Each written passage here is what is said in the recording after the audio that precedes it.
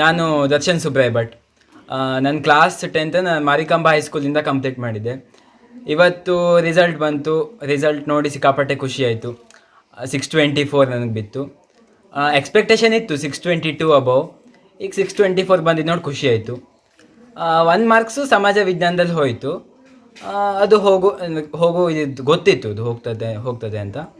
So ಈಗ ಸಿಕ್ಕಾಪಟ್ಟೆ ಖುಷಿ ಆಯಿತು. ಅದರಲ್ಲೂ ನನ್ನ ಪ್ಯಾರೆಂಟ್ಸ್ ಖುಷಿಯಾಗಿದ್ದು ನೋಡಿ ನಂಗೆ ಇನ್ನೂ ಹೆಚ್ಚಿಗೆ ಆನಂದ ಆಯಿತು.